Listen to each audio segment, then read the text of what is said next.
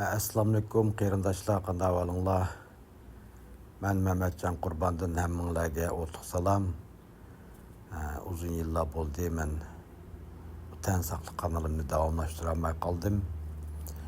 Endi bundan keyin asta davomlashtirishga tirishman. Bu qatimqi mazmunlar asosliqi 70-80% tan saqliqimiz shu atrofida tan saqliqni ko'radigan asosda o'zimizniki turmushimizni atrofimizdagi turmushniki har xil kasalliklar. Anandan keyin Yapon bilan Kanadaning doktorxonaning ishlari, doktorxonaning ahvollari, anandan keyin hozir turmushimizda yuz berayotgan, atrofimizda yuz berayotgan har xil kasalliklar. Anandan keyin uyquning muhimligi, suning muhimligi qatorliq har xil temalarda so'zlash bilan birga o'zimning yozgan she'rlarini ham ishxonada bo'layotgan, shirkatda bo'layotgan ishlarning davomini degandek bir qator tushunishli qilib so'zlashga tirishaman.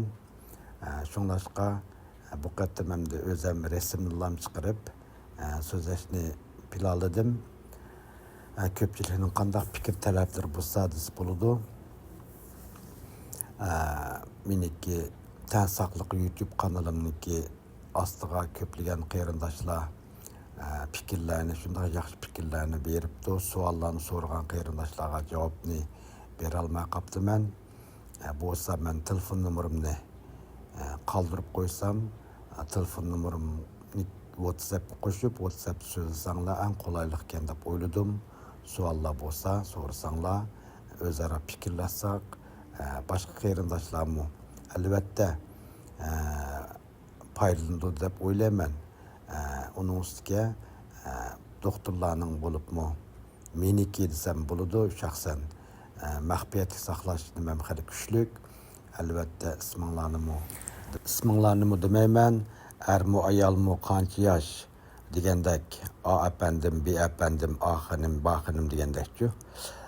Shunga hamda atrofimizda ko'p ishlar va musofirchilikda hammalarning boshqa qiziqchiligi ko'p. Shular hammasi bizning tan saqligimizga bek ta'sir ko'rsatdi.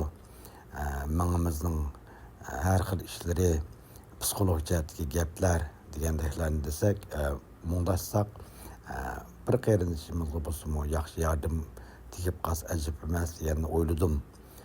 Shunlashqa shu Kanadadagi turmush, Yapondagi turmush degandek har xil atrofimizda bo'layotgan ishlar degandeklarni so'zlashni planladim.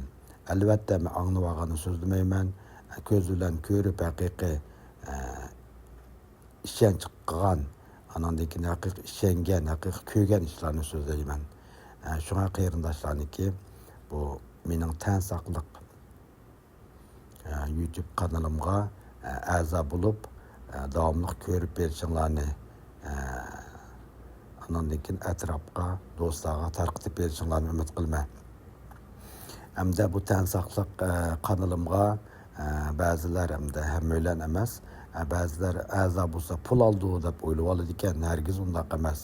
A'zo bo'ldingiz degan gap meniki YouTube'im yangi chiqsa, yangi YouTube chiqarsam, siz YouTube'ingizni ochsangizlar ko'rinib turdi degan gap. Sizniki izlashingizga oson bo'ldi degan gap. Xato tushunchalar nihoyat ko'pkan. Shunlashqa bu YouTube kanalim tamamen haqsiz. Onundan xotirjam bo'linglar.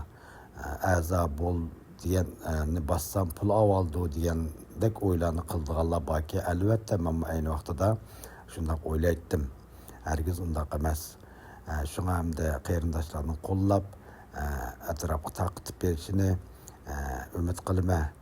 So'zlaydigan mazmunlar nihoyat ko'p, planlarim nihoyat ko'p. Shunlashqa qarindoshlarning fikr takliflarini berib turishini, davomli fikrlashib turishimizni, bo'lib bolalarimizni deb chet elga chiqdik deymizkan, bolalarimizning til jihatdagi qobiliyat qandoq bo'lyotidi. Albatta menmu hozirmi sinavyapman. Nihoyat oz sonli qarindoshlar Uyg'ur tilini shunchalik yaxshi tarbiyalab bolalarini Uyg'ur tilini chiqaryotidi. Ammo ko'pincha qarindoshlarning bolalari hozir butunlay Uyg'ur tilini anglagan bilan so'zlayolmaydi. Mushu masala to'g'risida munozara qilsak, aylanib kelib o'zimizniki tan saqligimizga ta'sir ko'rsatdi. Balla unda qilsa cho'qim ham böyle Uyg'ur tilini so'zlaymiz, ham böyle qattiq qayg'urmiz, qayg'urgan keyin kasal bo'lamiz degandek. Shunlashqa ko'p narsalarni o'ylashib, qarindoshlarga ozroq bo'lsa-mu yordamim tegib qolsa ajib emas degan niyat qilib boshqadan YouTube kanalimni boshladim. Qo'llab-quvvatlab berishingizni chin dilimdan umid qilaman. Rahmat.